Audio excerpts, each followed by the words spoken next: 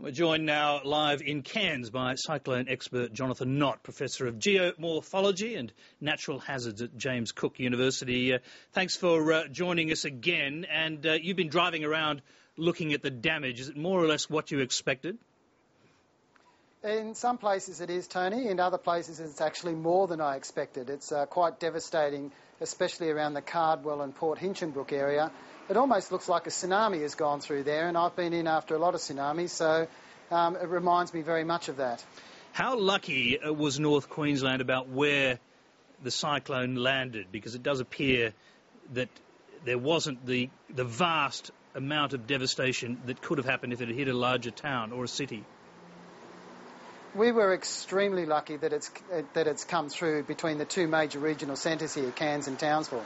If it had come through in Cairns, for example, we would have had absolutely widespread devastation, something that Cairns had never seen, or probably North Queensland had ever seen. It would have been absolutely terrible, and exactly the same thing would have occurred in Townsville if that eye had crossed just to the north of Townsville. Having gone through Cyclone Larry, was Queensland actually, or Northern Queensland, better prepared for this?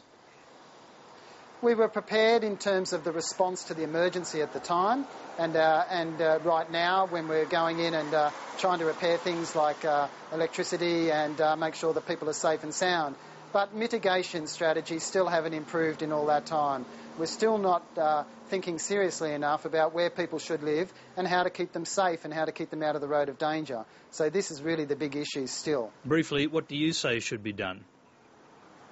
I think that we should revise our mitigation strategies quite stringently. I think that we need to look at where people were impacted by this event, where the houses were built and how high above sea level, and from now on make sure that we build higher above sea level and further inland. So if another event like this comes through, and it will, make sure that nobody is in the path, whether it's the people or their properties. As we'll see in just a moment, the government's climate change advisor, Ross Garnaut, is warning that global warming will lead to more severe weather events just like this, so Queenslanders should support action against climate change. Do you agree with it? Yes, absolutely, and we do expect to see more extreme events, particularly in the tropical regions. We're going to see more extreme tropical cyclones, Category